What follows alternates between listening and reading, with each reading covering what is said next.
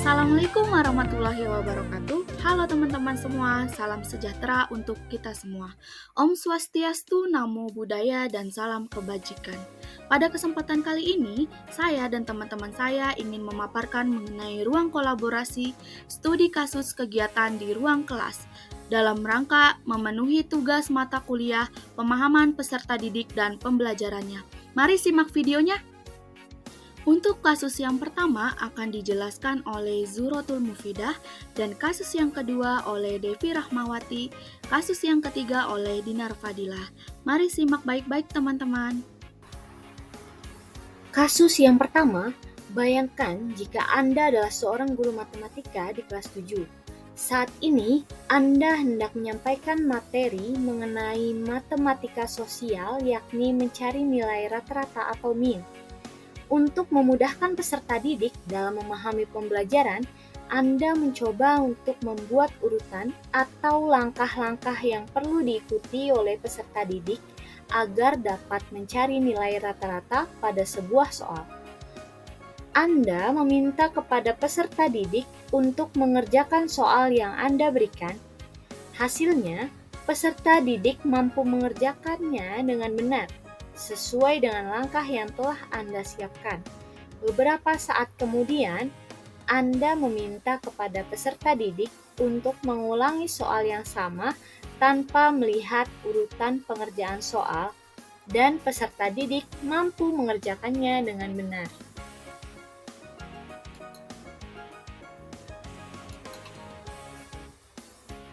Tanggapan, menurut Anda, apa yang membuat peserta didik mampu mengerjakan soal dengan baik pada percobaan kedua tanpa melihat urutan atau langkah pengerjaan soal?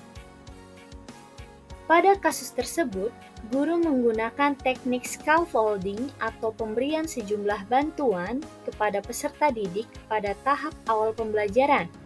Kemudian, mengurangi bantuan dan memberikan kesempatan kepada peserta didik untuk mengerjakan secara mandiri tanpa bantuan.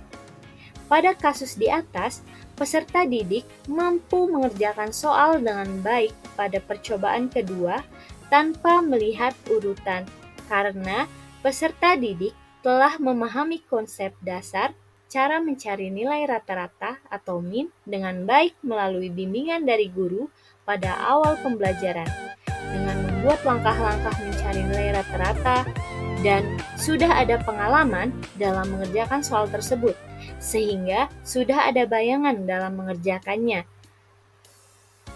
Sehingga mereka dapat menerapkan konsep tersebut dalam mengerjakan soal matematika pada percobaan kedua secara mandiri. Hal ini sejalan dengan teori konstruktivisme sosial Vygotsky yang berbunyi, "What the child can do in cooperation today, he can do alone tomorrow," yang artinya apa yang dilakukan atau dipelajari anak hari ini dengan bekerja sama dapat dilakukannya secara mandiri pada masa yang akan datang. Dalam Suci 2018.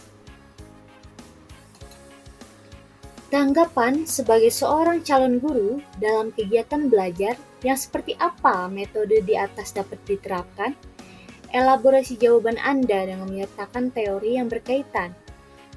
Dalam konteks pembelajaran, guru dapat menerapkan metode-metode seperti diskusi kelompok atau proyek kolaboratif untuk membantu siswa membangun pemahaman mereka sendiri tentang materi pelajaran. Sementara itu, teori behaviorisme menekankan pada peran lingkungan eksternal dalam membentuk perilaku individu. Dalam konteks pembelajaran, guru dapat menerapkan sistem reward dan punishment untuk memperkuat perilaku positif dan mengurangi perilaku negatif siswa. Namun, kritik terhadap teori ini adalah bahwa ia tidak mempertimbangkan faktor internal seperti motivasi dan minat siswa. Penerapan metode pembelajaran. Contoh penerapan metode pembelajaran yang pertama adalah menggunakan pembelajaran kooperatif di dalam kelas. Dalam pembelajaran kooperatif, Siswa bekerja sama dalam kelompok kecil untuk menyelesaikan tugas atau proyek tertentu. Hal ini dapat membantu siswa belajar lebih efektif karena mereka dapat saling membantu dan mendukung satu sama lain, serta memperoleh pengalaman bekerja dalam tim. Selain itu, metode pembelajaran berbasis masalah juga dapat diterapkan di luar kelas, seperti dalam kegiatan ekstrakurikuler atau proyek penelitian. Halo semuanya, selanjutnya kita akan membahas kasus yang kedua. Rina adalah seorang guru di kelas 1 SD. Sebagian besar peserta didiknya belum bisa berhitung dengan lancar.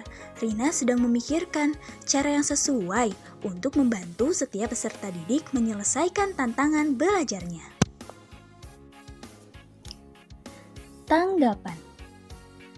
Menurut Anda, apa yang dapat Rina lakukan untuk membantu peserta didiknya sesuai dengan tahapan perkembangan usia? Dalam konteks pembelajaran, guru dapat menerapkan metode-metode seperti diskusi kelompok atau proyek kolaboratif untuk membantu siswa membangun pemahaman mereka sendiri tentang materi pembelajaran. Sementara itu, teori behaviorisme menekankan pada peran lingkungan eksternal dalam membentuk perilaku individu. Dalam konteks pembelajaran, guru dapat menerapkan sistem reward dan punishment untuk memperkuat perilaku positif dan mengurangi perilaku negatif siswa.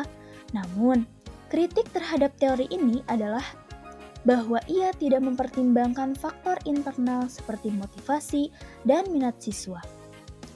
Penerapan metode pembelajaran. Contoh penerapan metode pembelajaran yang pertama adalah dengan menggunakan pembelajaran kooperatif di dalam kelas. Dalam pembelajaran kooperatif, siswa bekerja bersama-sama dalam kelompok kecil untuk menyelesaikan tugas atau proyek tertentu. Hal ini dapat membantu siswa belajar lebih efektif karena mereka dapat saling membantu dan mendukung satu sama lain, serta memperoleh pengalaman bekerja dalam tim. Selain itu, metode pembelajaran berbasis masalah juga dapat diterapkan di luar kelas, seperti dalam kegiatan ekstrakurikuler atau proyek penelitian. Selanjutnya, mari kita tanggapi pertanyaan yang kedua. Mengapa Anda menyarankan hal tersebut? Elaborasi jawaban Anda dengan menyertakan teori yang berkaitan. Kelompok kami menyarankan hal tersebut karena berdasarkan pada pengalaman nyata sebagai guru kelas 1 SD. Sehingga setelah dipraktekkan secara langsung, hal tersebut terbukti bekerja dengan baik di peserta didik yang diampu. Sehingga dalam kurun waktu 1 bulan, mereka mampu berhitung hingga angka 100 secara bertahap. Hal tersebut pun didukung oleh teori belajar dari Montessori dan Froebel, bahwa peserta didik usia pra-operasional itu butuh pembelajaran yang konkret. Artinya, harus nyata gambarannya seperti apa angka 1 itu dan sebagainya. Selain itu, media pembelajaran pun menjadi hal yang sangat penting demi mendukung pemahaman yang lebih efektif bagi peserta didik. Dalam hal ini, peserta didik kelas 1 SD secara psikologi itu lebih senang bermain, bergerak, dan mencoba hal baru karena seperti yang disebutkan bahwa mereka masih dalam fase perkembangan kognitif yang pra-operasional. Sehingga kita pun sebagai tenaga pendidik harus menyesuaikan dengan kondisi peserta didik tersebut.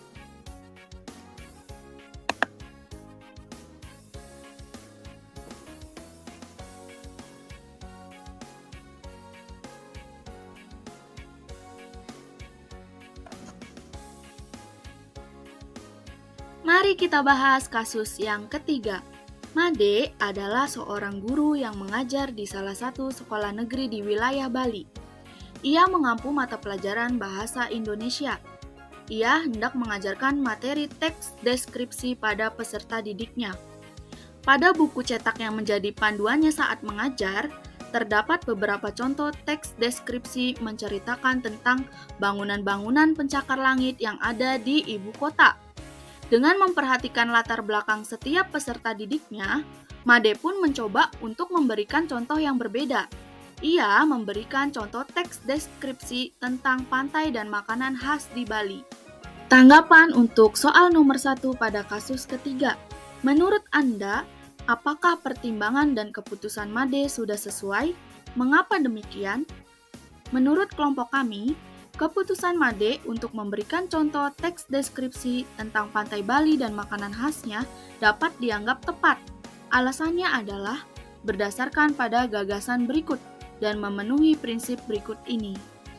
Prinsip yang pertama, konteks lokal. Made memilih konteks lokal yang relevan dengan peserta didiknya. Made memilih konten yang dekat dengan pengalaman dan lingkungan peserta didik, sehingga dapat membantu mereka lebih terlibat dalam pembelajaran, karena mereka dapat mengaitkan antara materi dengan pengalaman mereka sendiri, sehingga pembelajaran yang terjadi di kelas akan lebih bermakna dan menyenangkan. Prinsip yang kedua yaitu relevansi. Made memilih 2 subjek yang terkait dengan kehidupan sehari-hari siswa di Bali, yaitu pantai dan makanan khas Bali. Hal ini dapat meningkatkan minat siswa dalam belajar dan membantu mereka memahami hubungan antara teks deskripsi dan lingkungan mereka, sehingga mereka bisa membangun pemahamannya sendiri di dalam kelas. Prinsip yang ketiga, mengenai keanekaragaman. Made menciptakan variasi dan inovasi dalam pembelajaran dengan memberikan contoh yang berbeda dari buku panduan yang lebih umum. Ini dapat membantu siswa memahami bahwa teks deskripsi dapat diterapkan dalam banyak topik dan konteks. Pada masa ini, dibutuhkan inovasi dan interaktif yang diberikan guru kepada peserta didik, sehingga pembelajaran yang dilakukan guru dapat lebih bermakna. Selanjutnya yaitu tanggapan soal nomor 2 pada kasus ketiga. Prinsip apa yang Made gunakan dalam kasus tersebut? Elaborasi jawaban Anda dengan menyertakan teori yang berkaitan. Made menggunakan 2 prinsip. Yang pertama, Made menggunakan prinsip keterkaitan dalam pendidikan, yang menekankan betapa pentingnya membuat pembelajaran yang relevan dengan kehidupan nyata dan pengalaman peserta didik. Dengan memilih topik yang dekat dengan peserta didik dan lingkungan mereka, Made menciptakan situasi pembelajaran yang lebih bermakna dan memungkinkan peserta didik untuk mengaitkan pembelajaran dengan pengalaman pribadi mereka sendiri. Selain itu, Made menggunakan prinsip keterlibatan dengan memilih topik yang menarik minat peserta didik, seperti pantai dan makanan khas Bali. Ini memiliki potensi untuk meningkatkan keinginan peserta didik untuk belajar lebih banyak dan berpartisipasi lebih aktif dalam proses pembelajaran. Dengan mempertimbangkan prinsip-prinsip ini, Made telah membuat keputusan yang tepat tentang bagaimana membuat pembelajarannya menarik dan relevan bagi peserta didik. Itulah yang dapat kelompok kami sampaikan. Kurang dan lebihnya mohon maaf. Terima kasih untuk teman-teman yang sudah menyimak video ini sampai akhir. Semoga bermanfaat ya. Wassalamualaikum warahmatullahi wabarakatuh.